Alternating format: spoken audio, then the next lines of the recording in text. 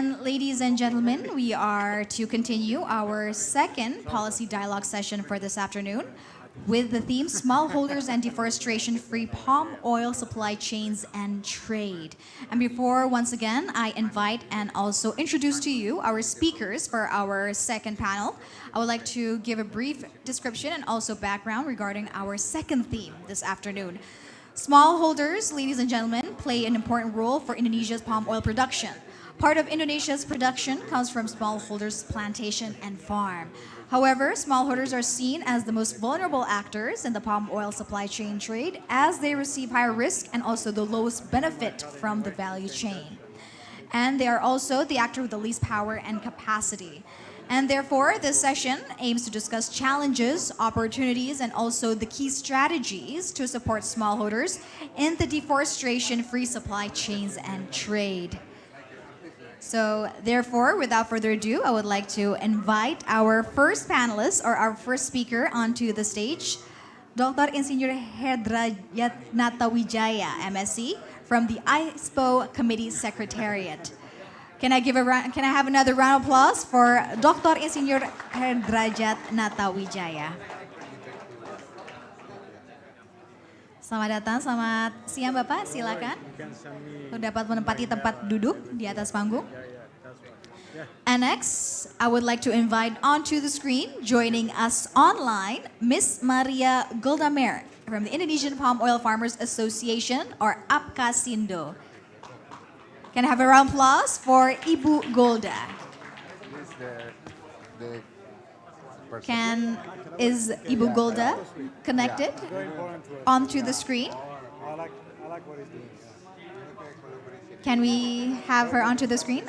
All right, as we wait for the committee to have Ibu Golda or Miss Maria Goldamer onto the screen, I would like to invite onto the stage Dr. Sony Mumbunan from the Center for Climate and Sustainable Finance, University of Indonesia. Can I have a big round of applause for Dr. Sony Mumbunan?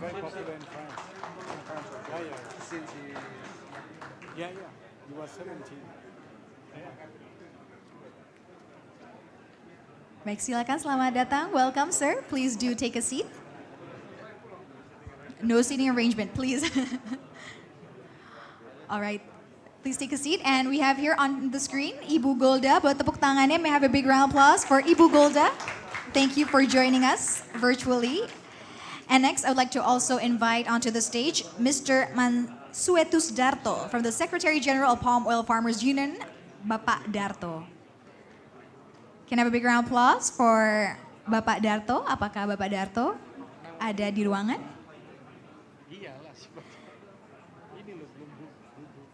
Baik, selamat datang. Please welcome Mr. Mansuetus Darto, Secretary General of Palm Oil Farmers Union. Please welcome and please come onto the stage, Bapak Darto. Welcome, sir. Please do take a seat. And for our next speaker, please welcome onto the stage Dr. Ahmad Dermawan from C4 ICRAF. Selamat siang Bapak, good afternoon. Please come up onto the stage, please do take a seat.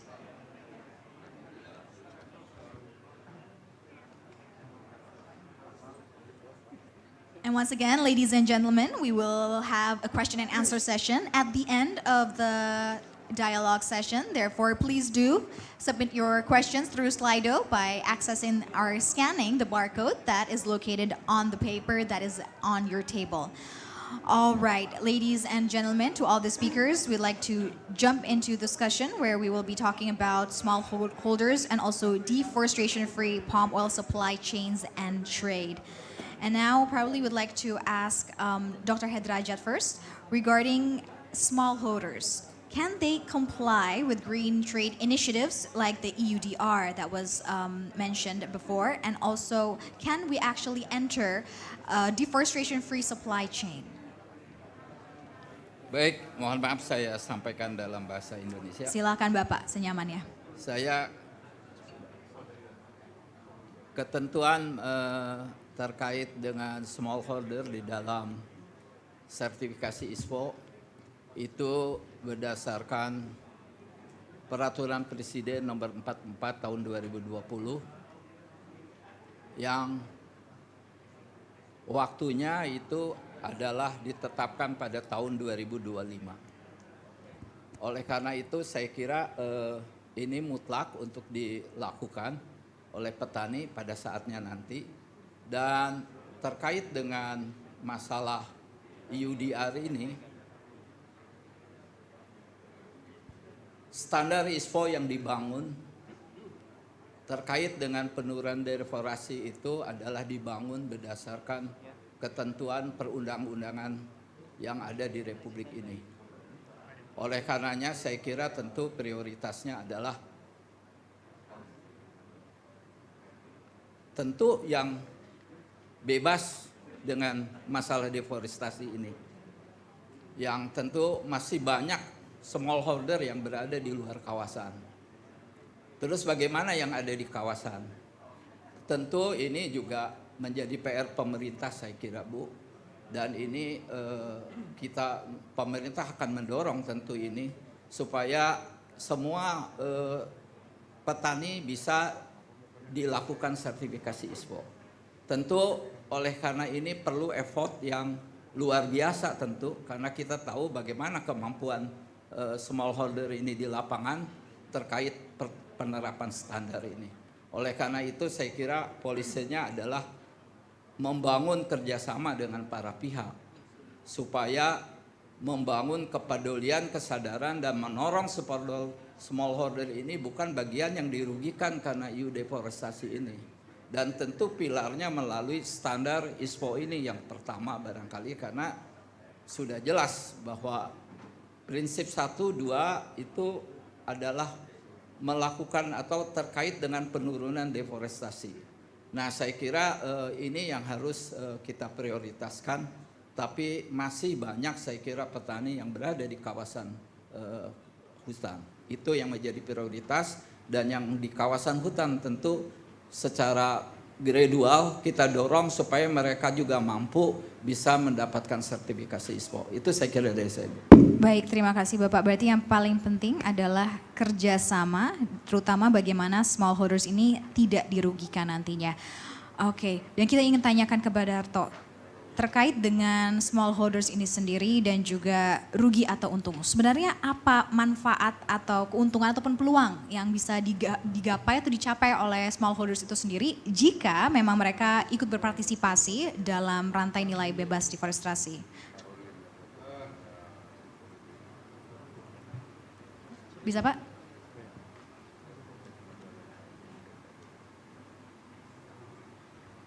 Bisa? Oke. Halo. Ya, saya membaca betul aturan EUDR itu, karena cenderung banyak pihak itu melihatnya pesimis dengan akses pasar oleh petani. Tetapi kalau saya melihat sebenarnya secara prinsipil memang aturan EUDR itu tidak untuk petani, tetapi untuk perusahaan. Dan kalau misalnya kita lihat dampak tidak langsung yang saya potret sebenarnya itu hanya ada 2 poin saja di dalam EUDR itu, walaupun itu tidak bersifat wajib. Ya. Dan itu sifatnya opsional saja. Itu kalau saya mau sebut itu di dalam batang tubuh nomor 33A. Itu menyebutkan, memang kalau saya boleh menerjemahkan itu adalah EU itu sadar betul bahwa akan ada resiko buat petani skala kecil. Nah tetapi konsen untuk fokus ke arah sana itu adalah lebih pada bagaimana agar petani kecil itu diperlakukan dalam konteks pemberian harga yang wajar dan adil. Jadi menurut saya itu dalam konteks fair price, harga yang adil dan wajar itu bisa kemudian memberikan dampak yang positif buat petani skala kecil. Nah kemudian yang kedua, ini poin yang kedua, itu adalah dalam konteks memitigasi soal risiko untuk mendukung petani itu agar mereka bisa compliance dengan aturan EUDR ini, itu adalah perusahaan si pengeksportir minyak sawit ke Uni Eropa itu harus bisa memberikan layanan-layanan training terhadap petani kecil. Dan juga yang kedua adalah soal harus memberikan layanan investasi. Tetapi poinnya yang terakhir untuk soal regulasi di dalam aturan ini, kalau kita lihat misalnya itu pasal 32.5, itu untuk melihat soal dampak terhadap petani kecil itu nanti akan dilihat 5 tahun kemudian dari dalam proses evaluasi terakhir. Apakah kebijakan ini memberikan dampak yang positif atau tidak untuk petani? Ini tentu bagian daripada uji tuntas dalam proses penilaian akhir itu. Memang ada aktor-aktor lain yang dinilai adalah ada masyarakat adat, ada buruh, tetapi juga petani menjadi bagian di dalam proses uji tuntas itu dalam hal terkait dengan dampak positif dari regulasi itu. Dan tentu itu akan dilihat dan akan dievaluasi. All right, Pak Darto, and I would like to also ask Dr. Dermawan's comment regarding Pak Darto's statement that the EUDR is not for smallholders, but rather is for corporations, and it's quite challenging if it will be implemented from your point of view. Yeah, thank you. So I think I'm thinking along the same line with Pak Darto as well, with what Jeremy has mentioned in the previous session. We should look at the UDR within the context of global value chain, which is the flow of goods from the origin until it's consumed. There will be restriction in any way or another from both production countries or consumer countries. And in this case, one of the restrictions is the deforestation fee regulation. There will be some who will be able to meet those criteria, but there will also some who will not be able to meet those criteria. Is it the end of the world?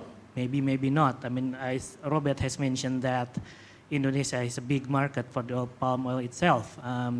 And my study on the general equilibrium effect of biodiesel policy, for example, is that it shows potentially favorable outcome for the Indonesian economy. So it's not really necessarily the end of the world. I mean, if we look at a bigger picture, of course, like smallholders will, again, some of them will face challenges, some other will probably be able to do that, especially those who, I would like to mention a separate point, that this deforestation free is not something new. Companies here have already have the policies and the commitments with associated policies, one of which is to become more inclusive towards smallholders, stakeholder engagement everywhere. So I believe if like Sinarmas or Astra Agro have more smallholders program, which may help them being able to meet what is required by the EU deforestation regulation. So this, again, my point is that there could be some positive effects that we know, but overall it's probably not the end of the world. Probably not the end of the world. Therefore, we would like to also work together here to find out how to mitigate the negative impacts. Therefore, we'd like to ask Ibu Golda, who is joining us through Zoom or virtually. Ibu Golda, can you hear us? It appears that you are still on mute. To the committee.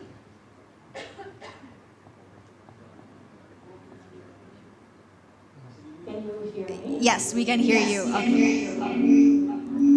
Okay, it seems that we have a bit of a feedback. But before, probably do allow me to read the question first, Ibu Golda, and then you can answer. Regarding how to mitigate the negative impacts, are there any existing policy here in Indonesia to mitigate the impact of implementation of deforestation-free supply chain for the smallholders, especially the farmers, Ibu Golda? Khususnya dampak negatif untuk petani kecil. Dari sudut pandang kami, dispensasi kedua. So far, sebenarnya petani Indonesia itu sudah cukup melakukan sikap berkelanjutan. Dalam hal ini satu poinnya adalah berarti kan mengurangi deforestasi. Kenapa? Karena sebenarnya dari 2017 itu sudah ada peraturan pemerintah mengenai ISPO dan itu adalah compulsory atau kewajiban. Itu policy itu sendiri sudah dan dia seperti tadi dibilang Pak Abednego sudah dilakukan level presiden untuk memastikan petani sawit juga tercover.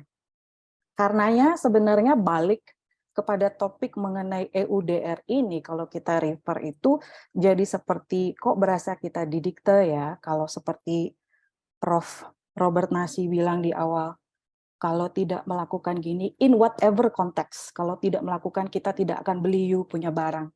Walaupun kalau tadi dibilang ini menekan dari perusahaan.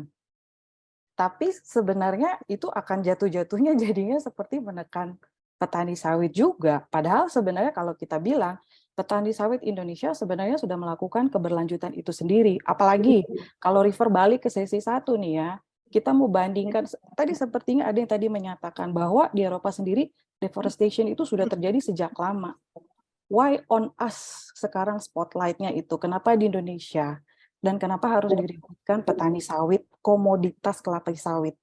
Baik itu petani kecil, atau petani yang skala apapun yang sedang dibicarakan begitu loh. Karena sebenarnya terbukti bahwa ketika tadi dibilang di sesi 1, para panelis rata-rata berkesimpulan sudah tidak ada deforestasi kok. Tetapi komoditas atau hasil dari minyak kelapa sawit tetap meningkat.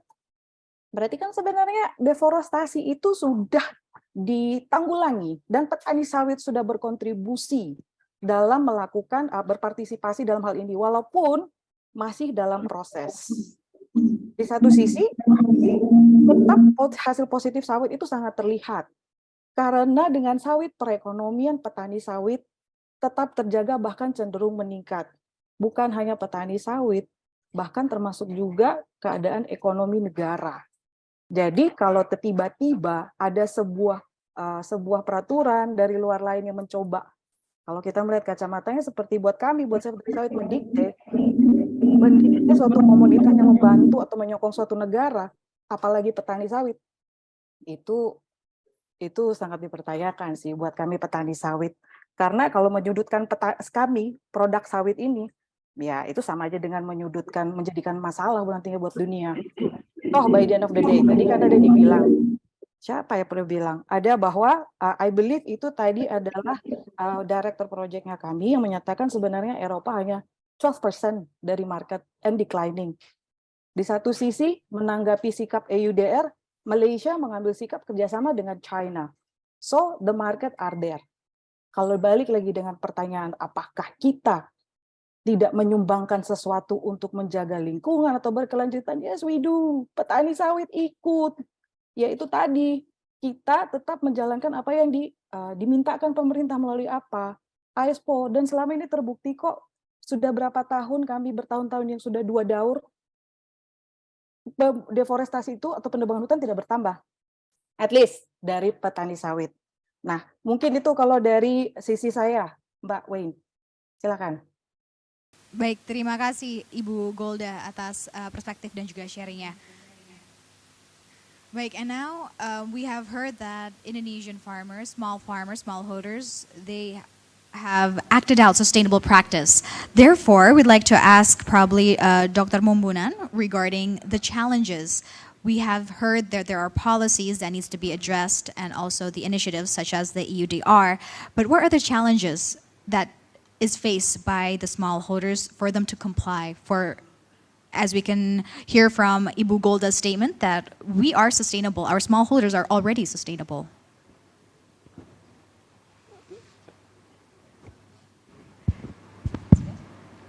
Test, yeah. Silakan.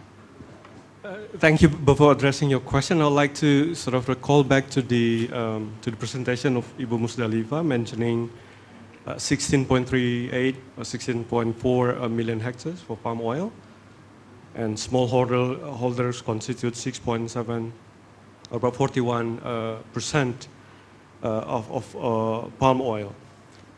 So I think, I'm sure there are a number of challenges, but I would like to raise the definition of smallholders. What we define as smallholders is those having less than 25 hectares. That's more or less the official definition of this. Now we look at this definition, probably only 28% having less than 25 from that 6.7. And if we look at these, there are two implications. The larger chunk is not smallholders. So more than 70% are not smallholders. And then smallholders in forest area is only one of 3 smallholders. So now we try to sort of locate what are we talking about and how it relates to the larger context of, say, the EU plan or initiative like EUDR. Now, let me bring to the implication of these. Initiative like this, even without this, we already have this problem. You know, it's existing there. Now, if we have initiatives like this, and then it is sort of adding up to what has been there. Now, even without this initiative, cost of addressing sustainability is quite expensive. One of the complaints. If we impose this, then there will be, additional costs. And I'd like to bring some finance perspective on this. I think without defining smallholders, the cost issue will still be there. What I'm suggesting, or the institute I'm working on, this Center for Climate and Sustainable Finance, is proposing defining, and I'm sure Pak Darto's Smallholders Peasant Union also proposing to define it, say 10 hectares. As smallholder, we propose 6 to 8. So by having this as a threshold, one can differentiate who is smallholder, who is not, or who are or who are not. And then those above the threshold can, be subject to different support, subsidy support for having initiative like this, or Indonesian initiative, like the Permajaan Kembali, financing and stuff. We need this definition to be able to discuss a bit deeper what kind of interventions and policy and the cost implication of having those initiatives.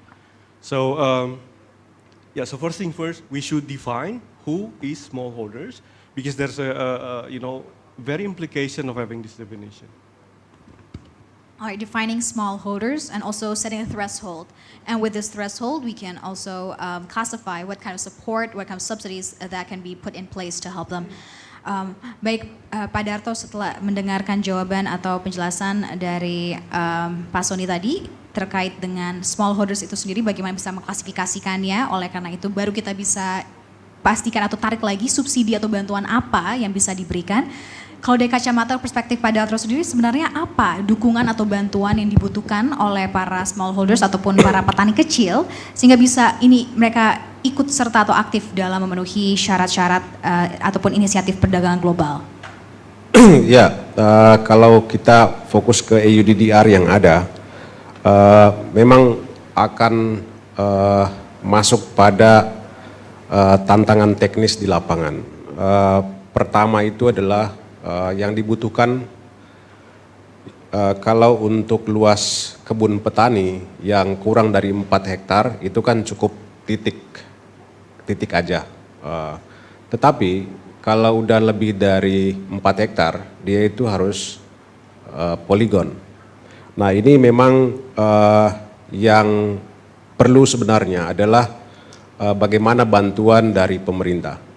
Nah kalkulasi kami sebenarnya untuk 1 juta hektar kebun sawit petani yang contoh katakanlah misalnya satu petani itu kelola 2 hektar, untuk 500.000 petani saja yang mengelola 1 juta hektar, itu dana yang dibutuhkan untuk membuat poligon kebun itu kurang lebih hanya 60 miliar rupiah.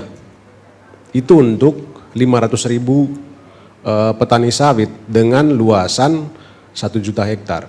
Nah menurut saya kan ini perlu bantuan teknis, terutama dari pemerintah untuk melakukan harmonisasi kebijakan. Tadi Pak Nego sudah endorse soal kebijakan moratorium sawit. Salah satu hal di dalam Inpres nomor 8 tahun 2018 itu adalah melakukan pemetaan kebun petani sawit, baik di dalam kawasan hutan ataupun tidak.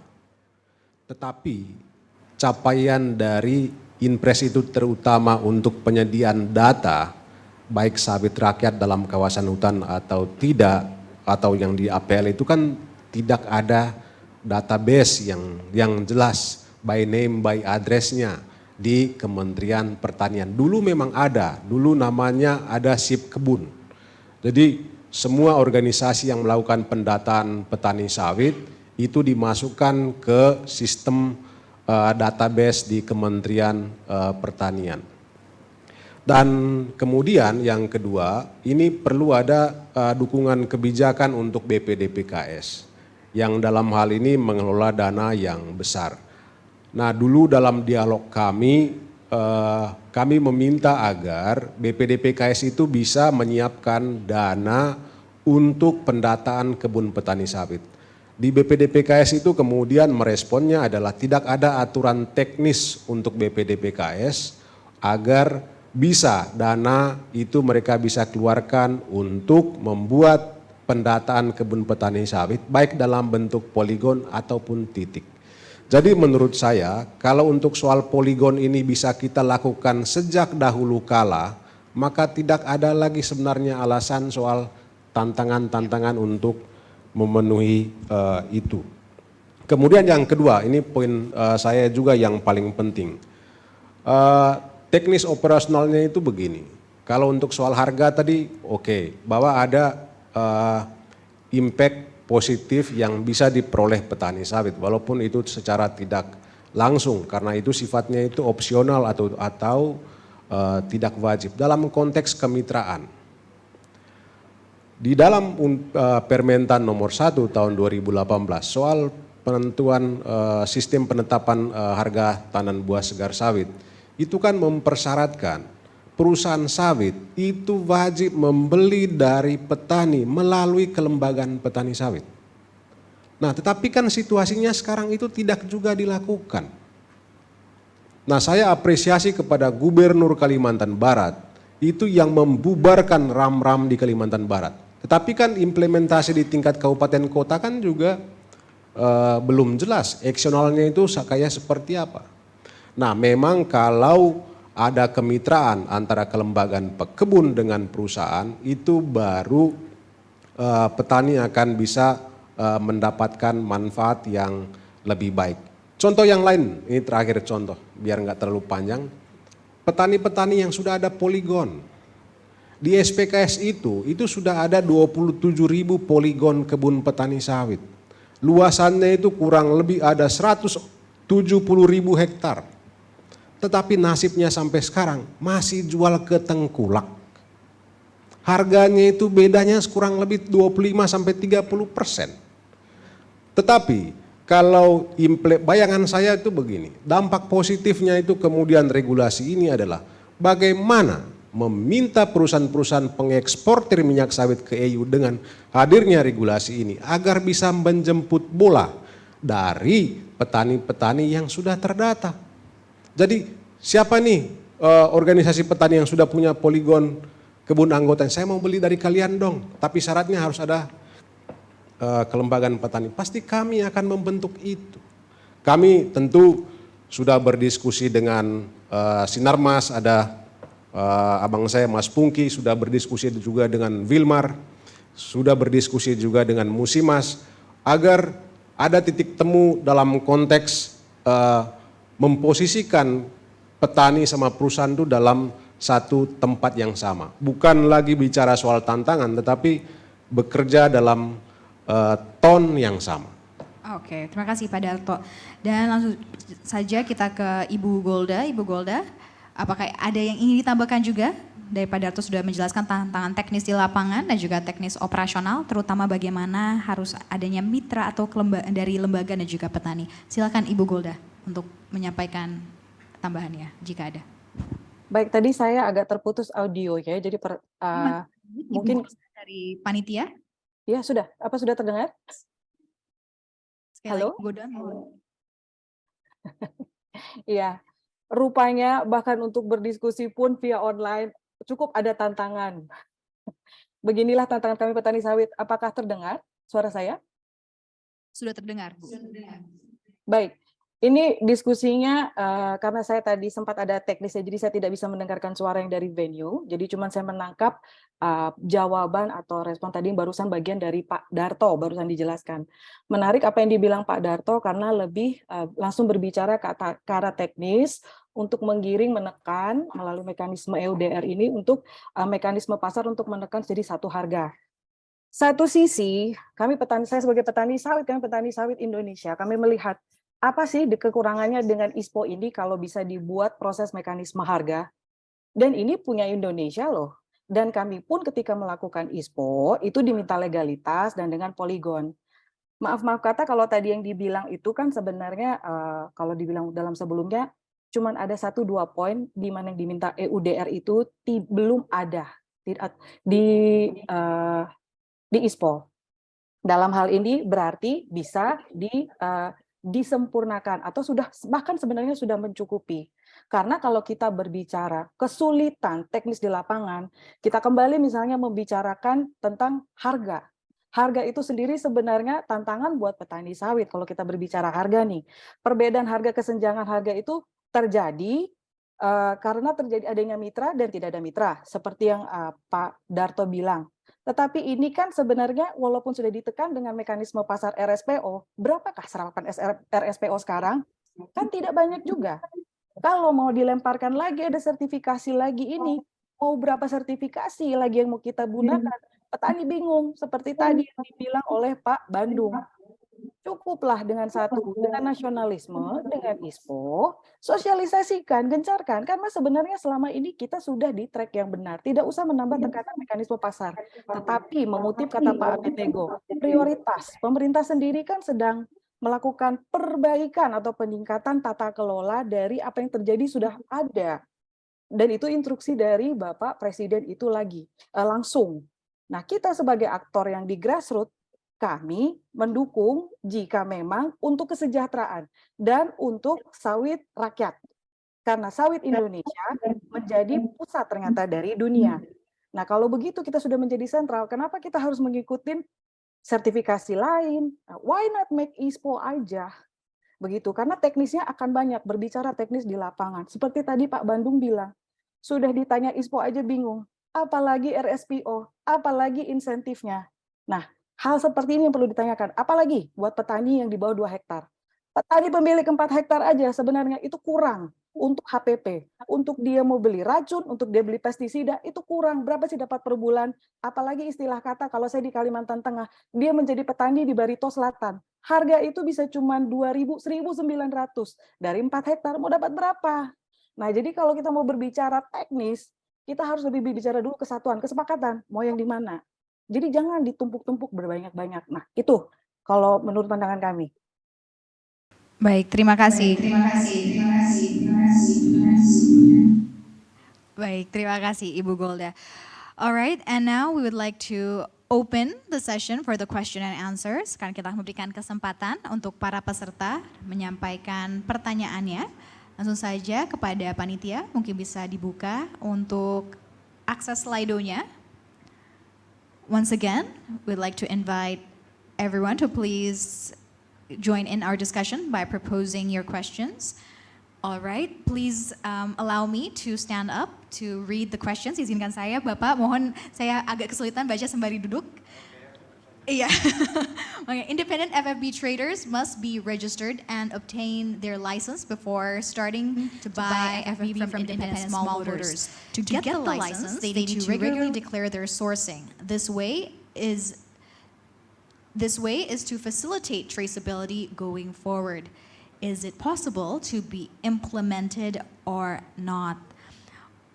And now I would like to probably allow Dr. Mumunan, or who would like to ask? Boleh Bapak Herdrajat, silakan Pak. Baik. Saya untuk memberikan apa itu Mic-nya bisa Pak? trader itu kan harusnya ada di perdagangan ya. Tapi tentu terkait dengan traceability, saya kira di dalam prinsip yang kelima, prinsip yang keenam di dalam ISPO itu ada prinsip traceability, di mana di kriteria nomor 6 itu disebutkan rantai pasok di situ. Yang jelas ini diimplementasikan, termasuk untuk pekebun ya, untuk sertifikasi pekebun ini akan diimplementasikan yang nantinya akan diminta pada tahun 2025. Jadi saya kira ini sangat mungkin ya, yang jelas perusahaan kalau sekarang sudah melaksanakan itu ya, rantai pasok di dalam ISPO itu. Oke, baik, sudah sangat mungkin ya Pak Herdrajat. Ya. Ada yang ditambahkan dari panelis lainnya? Cukup? Pak Darto?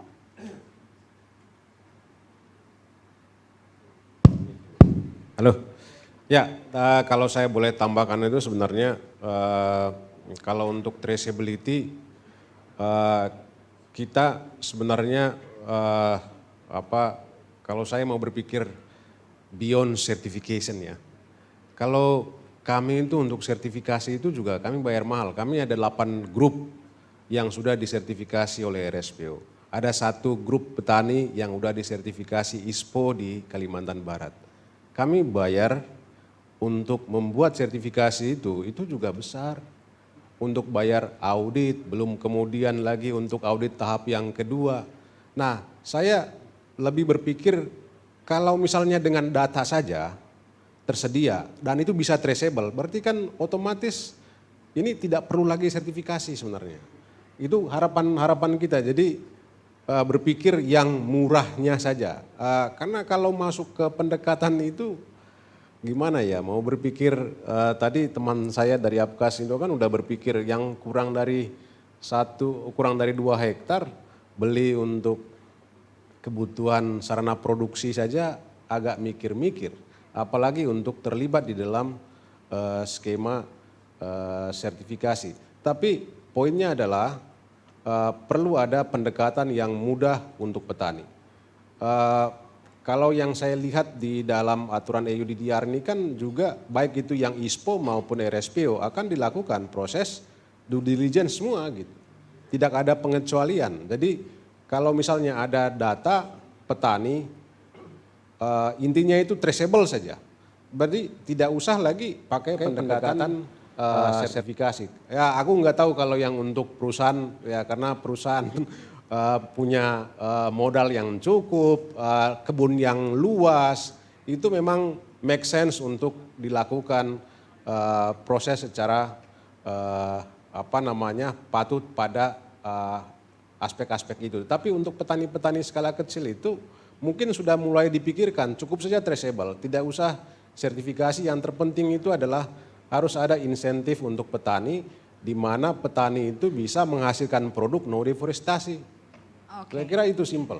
Yang penting memudahkan petani. Ya, lebih memudahkan petani daripada kita nanti pikir yang berat gitu ya. Oke, baik, yang penting traceable itu. Oke, kita akan ke pertanyaan selanjutnya. Next, we'd like to see if there are other questions proposed by the participants. Oh, okay, raise hand. Baik, Ibu Golda, apakah ada yang ingin ditambahkan? Maaf, tidak terlewat. Oke Pak, itu saya waktu suaranya lagi rusak. Tapi mumpung saya diberikan kesempatan, mungkin sedikit kan menambahkan dari sesama petani, Pak Darto, bahwa kalau masalah sertifikasi Pak, memang ini masalah traceability ini kita memang permasalahan kita petani sawit di mana-mana sama, apalagi dengan seperti yang hot dibicarakan masalah kawasan hutan. Kan sebenarnya buntut-buntutnya adalah di sini. Yang dari Apkasindo banyak yang kemarin kepentok permasalahan adalah, saya agak merengkan sedikit, itu permasalahan mengenai PSR. Kemudian PSR itu permasalahan utama adalah legalitas. Ini kan mengenai kawasan hutan, balik ke topik deforestasi. Tetapi kemudian kita difasilitasi, ini baru dikasih tahu oleh Dirjen dari ATR BPN bahwasanya dalam upaya mereka berkolaborasi, bersinergi lintas sektoral antara KLHK dan ATR BPN, mereka telah menyediakan aplikasi Bumi, di mana para petani bisa mengecek. Nah, ketika kita bisa mengecek ASIS ini, saya rasa ini sudah menjawab, Pak, sebenarnya, dan lebih no cost. Tinggal petani yang bisa mempunyai akses internet mengecek ke website ini. Pakai apa ngeceknya? Nah, inilah menggunakan data mereka, data sertifikat. Balik lagi ini kan menjawab isu legalitas yang menjawab no deforestation. Dengan bisa mengaksesnya para petani di aplikasi milik pemerintah ini, seharusnya sudah terjawablah sudah deforestation free product. Karena pemerintah sudah melegalkan bahwasanya petani ini memiliki lahan berkebunan di koordinat sebagaimana dicek terlampir. Begitu sih kalau tambahan saya, Mbak Sarah. Baik, terima kasih Bu Golda. Dan kita akan lihat untuk selanjutnya apakah ada pertanyaan berikutnya. Are there any other questions before we move on? All right, it appears we'd like to now continue. Kita akan lanjutkan pertanyaan kita sekarang ini. Mungkin dari semua pembahasan kita terkait apa yang dibutuhkan terutama oleh small farmers dan juga bantuan-bantuan yang harus dan juga asistensi yang dibutuhkan untuk membantu mereka untuk mencapai ini semua. Ini apa yang bisa dilakukan oleh para stakeholder, terutama stakeholder kunci untuk bisa membantu dan menjawab tantangan yang ada. Mungkin bisa dari Bapak Dermawan. Okay, thank you. There are a lot of stakeholders, but I would like to mention just one. So every time people ask me about how many smallholders, how many oil palm smallholders, I always refer to the old data. That hence I am often called the dinosaur. I always refer to the 2013 agricultural census, which mentions about 1.5 million household working on like planting oil palm. It's probably not up to date now, but that's probably the most reliable number in terms of data collection method. The good thing is, this year there will be another agricultural census in June and July this year, so hope we can have a better picture of how many smallholders there are in the oil palm sector. But beyond that, one issue that I would like to raise is that of all of the palm oil statistics, it's all about the crops in the area. The only statistic about people is just the number of people. That's it. So we in terms of that, the agricultural census is pretty much behind the MSME census, also conducted and published by the same agency.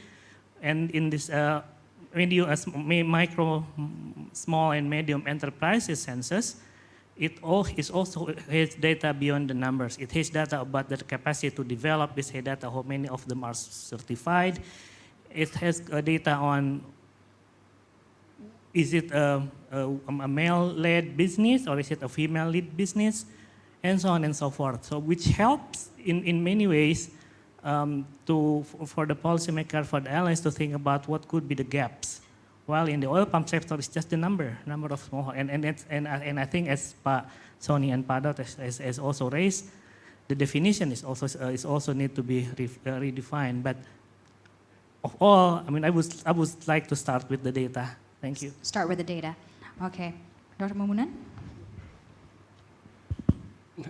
Thank you. I'm very sure there have been a palette of recommendation, proposal, and most of them are good. But I think we need to anticipate areas where this proposal or recommendation haven't captured. And I'd like to bring one, I mean, we need innovation. I'd like to bring one. For example, the one explored by the Peasant Union or Pak Darto, they call it the Farmer for Forest Fund, 4F. Basically, it's about, addressing specific, more or less the ignored smallholders, those, working on or are connected to patchy forests, which is not really part of the so-called performance-based kind of schemes under the very big initiatives of addressing deforestation. And And then, the very spirit of this initiative is to sort of take the burden. We mentioned, traceability, certification, and so on kind of initiative put new burden in terms of cost. Now we put incentive and then providing more benefits to smallholders so they can see the benefit of protecting their forest, even if it is a small size.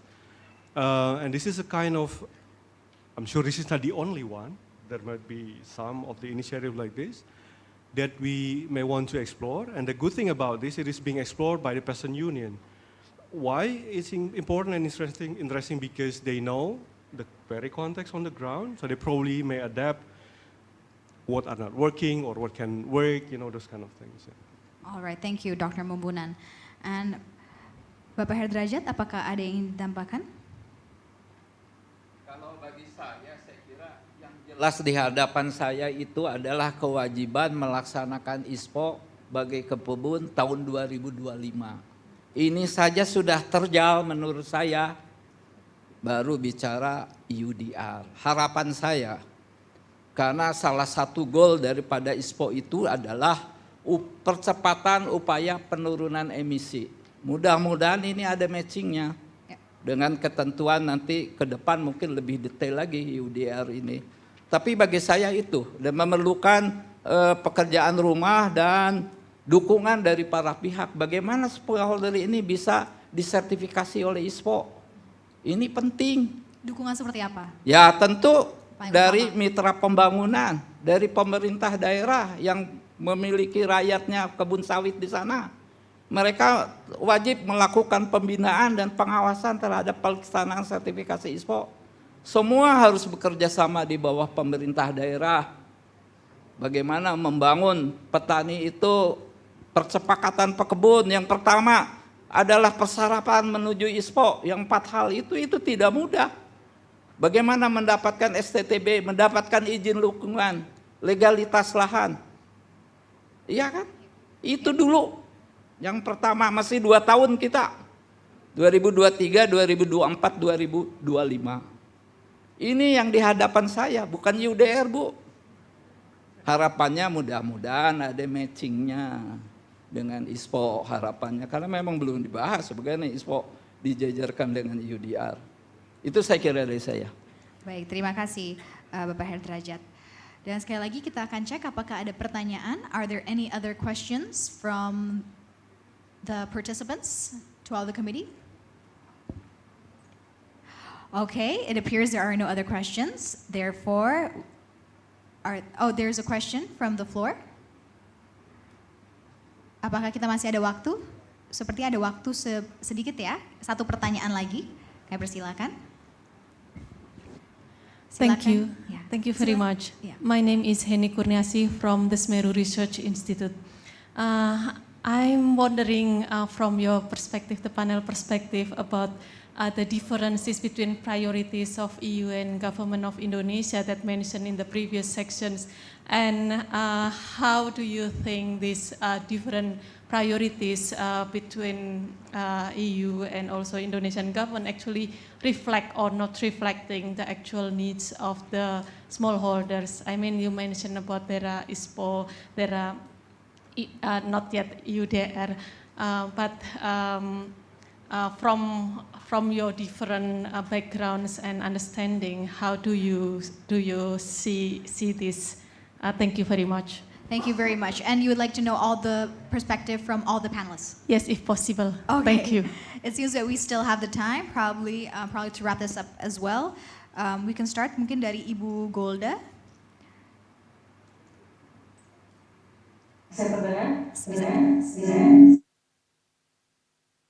Ibu Golda, apakah menangkap pertanyaan yang diajukan?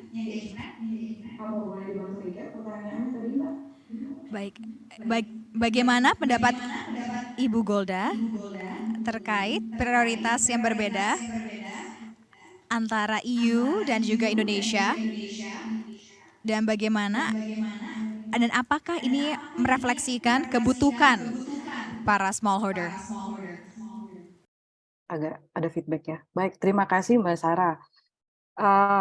Dari perspektif saya sebagai petani, jelas terlihat bahwa policy atau satu draft regulation, satu memang sudah ada yang kita rindukan. Kita berbicara EUDR dan ISPO, jelas terlihat ada perbedaan prioritas. Dari sisi pemerintah itu pengen mengejar sustainability, tetapi dengan tetap menitik beratkan kesejahteraan kami petani. Mengapa? Karena dia menitik beratkan peningkatan produktivitas melalui program PSR. Karenanya pasti pengusul PSR akan bisa langsung tembus ISPO karena persyaratannya sama, dalam hal ini dimudahkan. Di satu sisi kalau kita ngelihat dari tadi topik pembicaraan, untuk EUDR sendiri itu dia sistemnya adalah langsung ini dari draft yang sudah kita diterjemahkan dan yang beredar ya, bahwa ketika tidak bisa traceability and then you dapat label high risk and then you have to meet so many procedures, atau istilahnya memperlambat penjualan, memperkecil pintu masuk ke pasar mereka. Nah, kalau menurut saya sih ya, kalau Eropa kita tidak bisa komen dengan segala kebutuhan mereka apapun itu, tetapi sebagai petani kami mendukung langkah pemerintah yang sudah memang merefleksikan. Yang kami butuhkan memang produktivitas, karena kami ingin mengejar uang banyak dengan produktivitas tinggi, panen kami bagus, di satu sisi kami mengejar harga yang pantas. Kalau memang bisa seluruh Indonesia mendapatkan satu harga, kita akan senang. Itu yang kita mintakan kepada Bapak Presiden Jokowi. Tetapi di satu sisi dengan proses yang sedang berjalan, respon yang pemerintah berikan, bahkan sampai terakhir kami menyampaikan petisi dari Apkasindo dan 5 asosiasi lainnya, kami melihat pemerintah sudah menjawab dan berusaha melihat kebutuhan dari petani sawit. Tidak perlu pakai insentif, tetapi ke jalan yang benar. Dengan meningkatkan produktivitas, menjaga legalitas, dan berarti itu deforestation free, dan kami memang sustainable, lingkungannya selamat, petaninya juga bisa hidup sejahtera. Itu yang kalau saya lihat dan saya rasakan sebagai petani. Terima kasih. Baik, terima kasih Bu Golda. Selanjutnya, Pak Darto.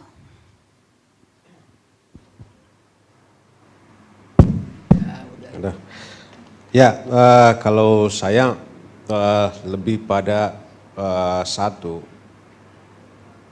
petani sawit itu beragam, karakteristiknya itu beda-beda, tipologinya itu juga beda-beda. Tadi Pak Sony, saya tahu studinya beliau itu ada di beberapa provinsi dengan melibatkan ada kali mungkin 1.000 petani sawit, dan ada karakteristik petani sawit dalam kawasan hutan, ada juga yang tidak.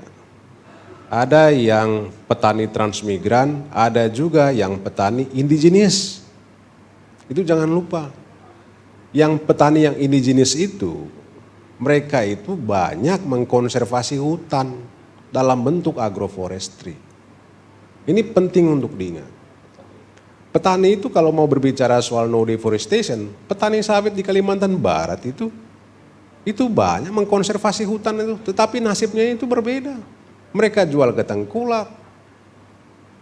Habis itu juga tidak ada proses layanan empowering dari pemerintah. Kan ini yang perlu dilihat. Nah, kalau saya melihat bahwa EUDR itu juga kalau kita mau buat posisi, ada sisi positifnya, ada sisi negatifnya. Yang positif, itulah yang kemudian bisa menjadi opportunity market buat petani yang indigenis, yang mengkonservasi hutan, yang menerapkan no deforestation. Tetapi sebaliknya, pasar itu kan juga beragam. Ada jual minyak goreng, pasar minyak goreng. Ada pasar apa? Biofuel dalam negeri B30. Ya pasar kan banyak. Tinggal aja bagi-bagi. Si petani kemana, si ini kemana. Bukan berarti harus membagi yang dalam negeri, yang dalam kawasan hutan semua. Bukan begitu juga poin saya. Tetapi kita harus melihat itu sisi opportunity marketnya dari regulasi ini.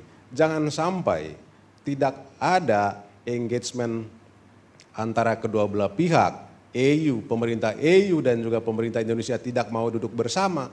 Banyak orang yang dirugikan. Yang di lapangan itu, yang petani yang indigenis tadi itu, mereka mengharapkan ada akses to market dengan harga yang bagus. Inilah menurut saya itu adalah peluang yang bisa dijadikan straight point itu dari pemerintah itu untuk melakukan konteks diplomasi untuk merebut pasar yang ada. Begitu poin saya. Yang kedua adalah perannya sektor swasta. Private sector itu juga beragam. Ada yang requestnya itulah hanya saya mau untuk petani sawit untuk RSPO. Tapi ada juga saya tidak mau RSPO, saya mau ISPO saja. Tapi ada juga ragam terakhir private sector tidak melakukan apa-apa. Ada.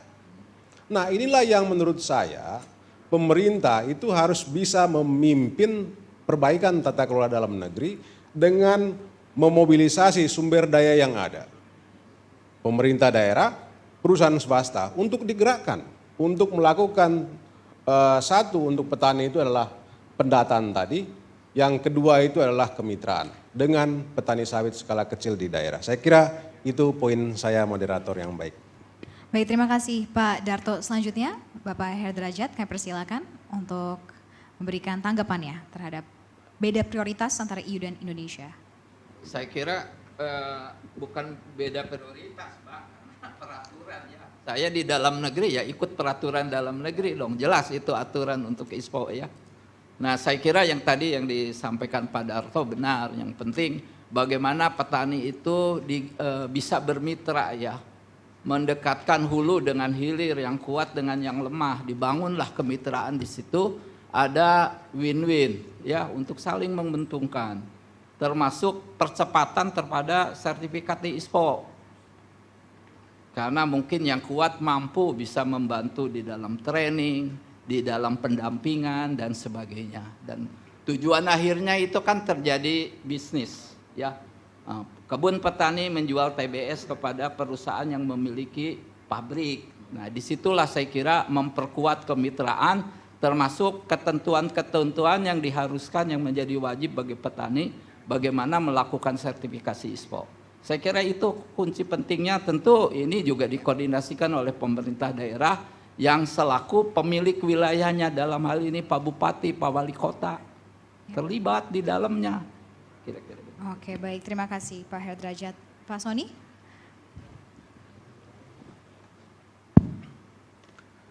Thank you for the colleague from Semeru, very, very beautiful and very, very critical question. Just want to pick up from Pak Hendrajan, Pak Darto. At least now we have to realize that this is a regulation, right? And regulation represent very different contexts. Say put it Indonesia and then EU, and regulation is always, political. Let's say in EU, at the moment it tries to represent electoral preferences, if you pick preferences. They want deforestation free. I mean, that's electoral preferences, and then it becomes something political as a vote. That's why politicians are proposing deforestation free regulation. In Indonesia, I think it's a bit different, and it's a very good point when you said kita ikut regulasi. So our regulation, is it really reflecting which interests? So this is the political economic side of the story. What interests are being represented at the moment? I'm a taxpayer, a citizen. I would love to see, for example, our best diplomats when they go to Europe, they represent also, among different preferences, the interests of smallholders, which in itself, as Pak Darto mentioned, there are different kind of smallholders. Smallholders who are anggota DPR, we have it, having more than 25 hectares. They're literally smallholders in our current definition, but there are also smallholders who are very poor. And in Indonesia, statistically speaking, having forests is strongly related with poverty. Okay? So you want to keep forests ready for being poor. We need to change this narrative. But at least we agree that, okay, there are differences in preferences, in interests. Now, how can we bring this together and represent, so the economists say, the Pareto improving. Bagaimana caranya semuanya happy? That's our task. Okay. Thank you very much, Pak Soni. And last but not least, Pak Ahmad. Thank you. Government priorities are usually reflected in two, which is the policies that exist and the budget, is the money there. so for Indonesia, it's clear like policies are there. The budget, I don't follow the numbers, but I'm sure there is something. For the EU side, I also don't know how much budget is allocated for this, but we look at the policies. I mean, it's there. There is a possibility for conversion, but at the end, also at the moment, it seems like there is a divergence between the Indonesian and the European side. Having said that, it's not new. Like I'm working on a case study of a long-term north-south relation. I'm focusing with Indonesia and EU on various sectors, and I found that this is not new. This entire framing between environmental protection on the one side and the smallholder livelihood on the other side is there, not only in the oil palm, but also in the timber, in the rubber, in the other sector. So it will probably be there. Put it a new commodity, and this narrative will still be there. So and there are also other framing devices used by each country in terms of methodology, in terms of for a platform. But one thing that hasn't been discussed is the possibility to work to discuss on the same either global platform or global policy arenas, which then everybody sits and discuss on this specific point. Like Indonesia has proposed, I think, correct me if I'm wrong, Indonesia has proposed to, based on the SDG framework, to discuss this issue. So I would like, I wonder if there is any discussion or framing from the European side on that. Thank you. Thank you very much, and I hope this answers your question. And ladies and gentlemen, since we have ran out of time once again, that was the last question that we can propose. We apologize if there are any questions that we have not yet proposed to our panelists. Can I have a big round of applause? Terima kasih Bapak-bapak dan juga Ibu Golda atas kesediaannya menjadi panelis di sesi kedua saat ini. Baik, dan kami persilakan untuk dapat kembali ke tempat duduk masing-masing. Once again, ladies and gentlemen, please give a round of applause to thank our panelists from our second session.